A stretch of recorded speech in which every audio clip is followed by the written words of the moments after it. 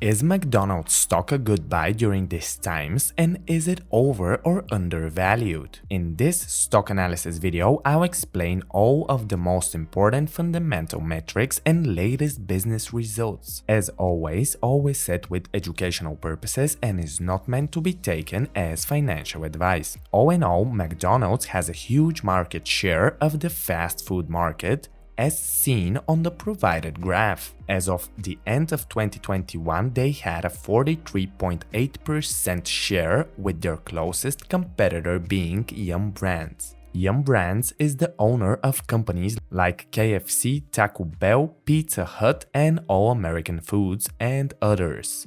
They have a 30.9% share, and looking into the future, according to Caveen Investment Research, the market share for both leaders will fall. If you want to see the graph in another way, take a look at this for a second and pause the video if you wish. What is interesting to see is whether the revenue growth over the last 10 years is negative or positive. For McDonald's, it is a negative -1.5%, while the leader is Restaurant Brands International with 26.6% revenue growth. They are the owners of brands like Burger King, Popeyes, and Tim Hortons. The average growth for the whole industry leading companies is 1.1% per year, which is not a big fundamental growth for this segment overall. What is of most interest to me for the future of the industry is which company offers the best franchise model to its entrepreneur franchisees. For this, we must take a look at the following incredible information. The biggest revenue per store is coming from McDonald's with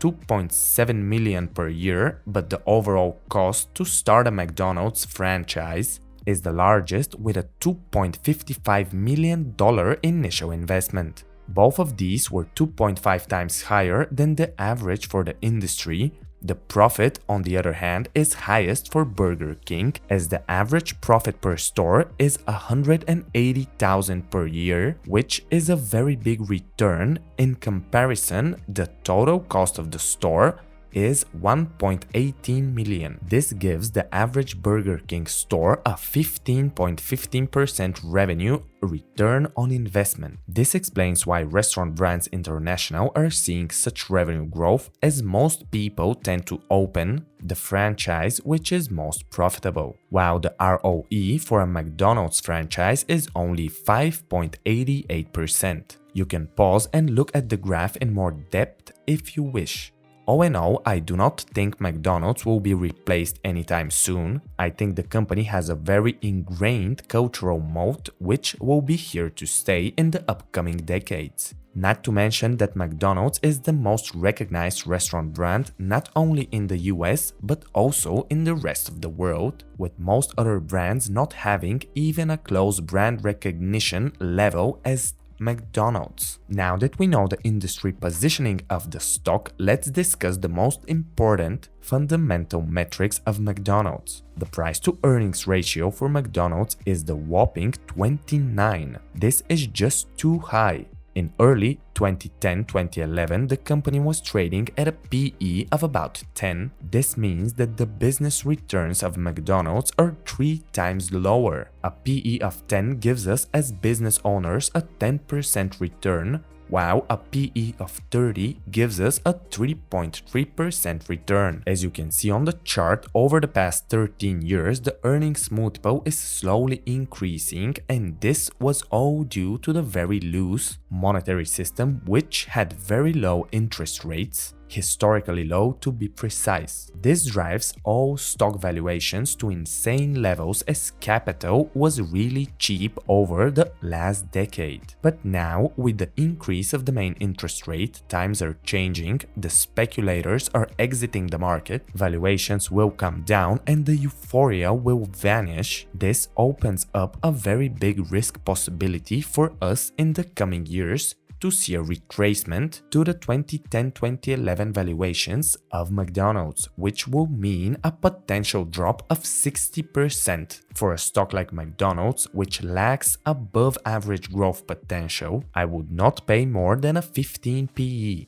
as this is the average PE for established S&P 500 companies. From a debt analysis perspective, McDonald's does not look great as well. The company has a negative equity of $6.5 billion.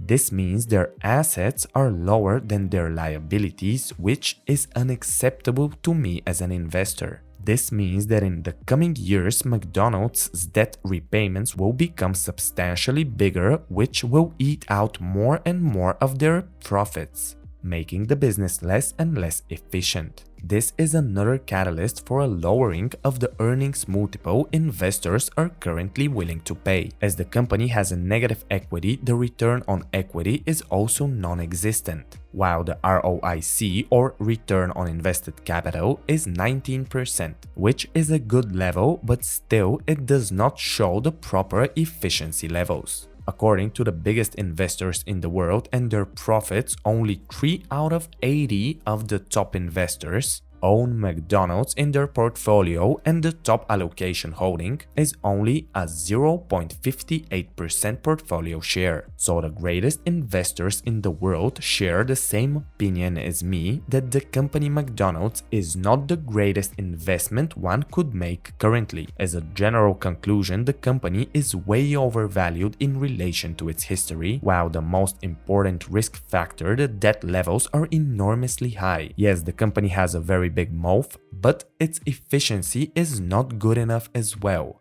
Overall, I give it a 1 out of 4 on my most important criteria. Subscribe to the channel and watch my other portfolio stock analysis videos. Goodbye for now, and until the following video.